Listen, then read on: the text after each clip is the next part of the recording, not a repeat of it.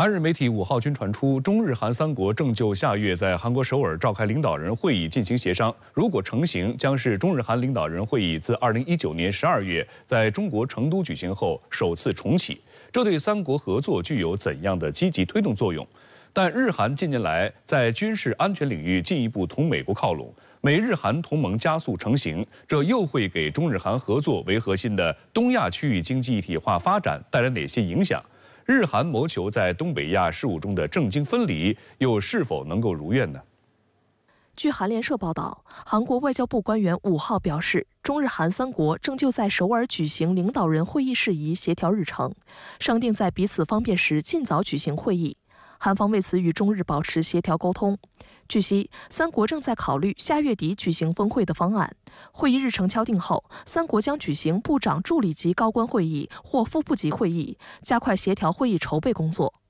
日本共同社5号的报道也援引多名外交消息人士的话称，中日韩合作轮值主席国拟在5月举行领导人会议，正在展开协调。报道称，不仅是经济合作与人员交流等将成为议题，预计还将就俄乌冲突和中东局势等超越周边地区范畴的安全议题交换意见。日本首相岸田文雄和韩国总统尹锡悦届时还将进行双边会谈。去年11月26号，中共中央政治局委员、外交部长王毅与日本外相上川洋子、时任韩国外长朴振在韩国釜山共同主持中日韩外长会。这也是睽违4年的3国外长会重新召开。按照惯例，外长会是筹备3国领导人会议的最后一个环节。在此次会议上，3方商定在彼此方便时尽早举行会议，并加紧筹备工作。韩联社5号的报道提到，部分观点曾推测，考虑到3月中国举行全国两会，4月韩国国会议员选举等各国内政日程安排，3国领导人会议在5月之前难以举行。不过，近期中韩2国之间的磋商取得一定进展。综合各方面信息来看，应该说近期重启中日韩领导人会议的可能性还是比较大的。我觉得从韩国的角度呢，它主要是2方面考虑，在韩国举行这样一个中日韩领导人会议，当然有助于韩国它的这样一个全球枢纽国家的这样一个定位，以及借这种多边来促中韩双边关系的发展，我想主要是从这些角度来考虑的。中日韩3国合作机制始于1999年，在韩国首尔设有3国合作秘书处，3国轮流担任主席国，目前由韩国担任。20多年来，形成了以领导人会议为核心，以部长级会议、高官会和70多个工作层机制为支撑的合作体系。今年是中日韩合作启动25周年。现任中日韩合作秘书处秘书长李希谢上月在出席博鳌亚洲论坛年会接受媒体采访时表示，当前世界在地缘政治、产业链、供应链等领域存在各种风险和挑战，任何国家都无法独自应对。他期待中日韩领导人会议能在不久的将来举行，向世界发出3国重启合作的信号。李希谢认为，碳中和与绿色增长、公共卫生、人口老龄化、地区和平与稳定以及数字化转型都可能成为中日韩领导人会议的议题。此外，3国还可能讨论区域全面经济伙伴关系协定等贸易问题。李希谢说 ，RCEP 是世界上规模最大的自由贸易协定之一，而中日韩3国在其中发挥了重要作用。过去2年中 ，RCEP 已经有了一个良好开端，但我们并不满足于此。李希谢表示，面对快速变化的世界，必须进行调整和完善。中日韩3国需要推动 RCEP 向更高水平迈进。有观察指，近来中日韩关系出现消极波动，与美国因素在东亚的参与显著增多密不可分。特别是日韩作为美国盟友，积极在军事安全领域强化与美国的合作。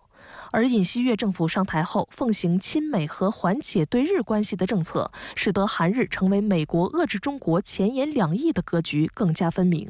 本周在比利时布鲁塞尔举行的北约外长会期间，还召开了伙伴国会议，日韩军派代表出席。韩国外长赵对烈在会上表示，北约和印太地区伙伴国之间加强合作非常重要，韩方将基于韩国与北约个别针对性伙伴关系计划，与各方深化合作关系。日本共同社此前援引外交消息人士透露，本月10号，日本首相岸田文雄将前往美国与拜登举行美日首脑会谈。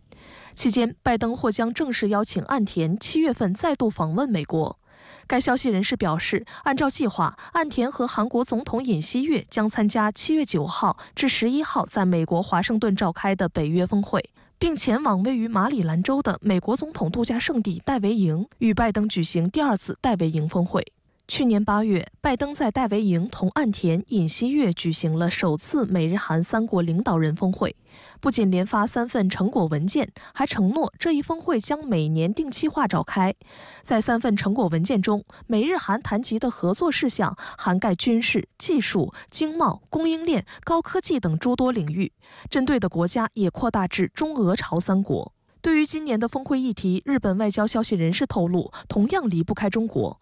包括日本自卫队与美韩2国军队强化防卫态势、提高情报共享顺畅度和扩大网络安全方面的合作等。共同社还称，美国政府近年来频繁指控中国搞所谓经济胁迫，并有意借此议题与日韩2国政府在建立半导体和其他关键供应链的经济安全保障方面推进合作。中国社科院亚太与全球战略研究院研究员王俊生对深圳卫视记者表示，去年以来，美日韩3边合作的准同盟化是东北亚地区地缘格局非常显著的特点。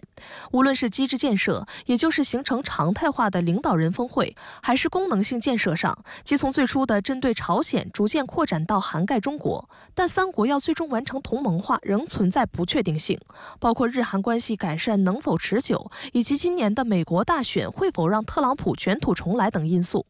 王俊生认为，日韩既想政治安全一边倒地向美靠拢，但又不想放弃中国的发展红利，这种政经分离的算盘很难打响。因为先做朋友再做生意是东亚文化的一个显著特点，这一点在中韩关系中表现得也尤为明显。中韩自1992年建交以来，经贸关系获得迅速发展，根本原因就与2国的政治外交安全关系和谐发展密切相关。但自尹锡悦政府上台以来，2国关系出现下滑，并迟迟得不到改善，双边贸易额也从2022年的3600多亿美元下降到2023年的3100亿美元左右。总而言之，那么中韩也好，中日也好，我觉得首先要改善政治关系、安全关系和外交关系，然后呢才能推进我们说中韩和中日，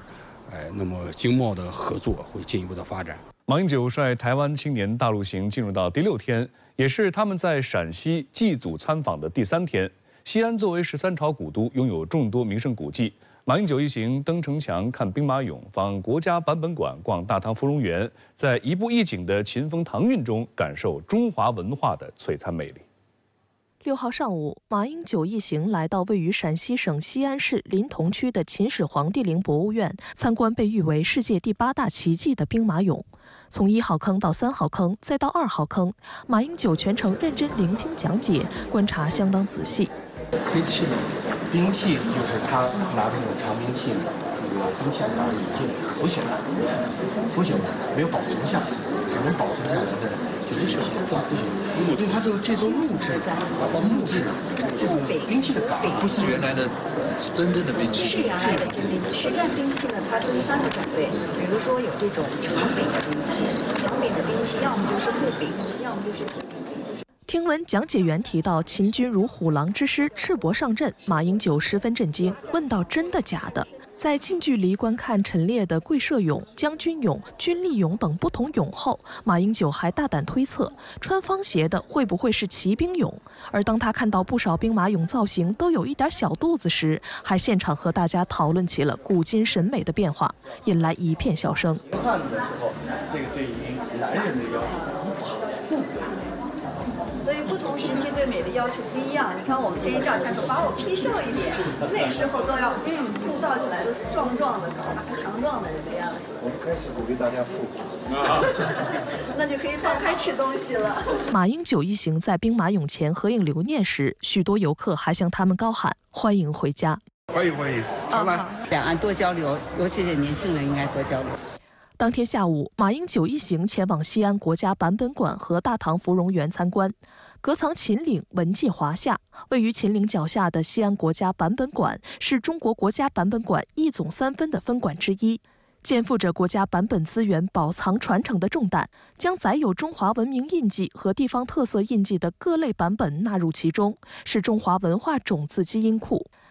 馆方除了展示珍贵的永乐大典，还邀马英九同看明朝嘉靖13年（公元1534年）出版的《史琉球录》，这是古籍文献中最早有关钓鱼岛的描述。马英九当场表示，他对这段记载非常熟悉。我们研究钓鱼台的人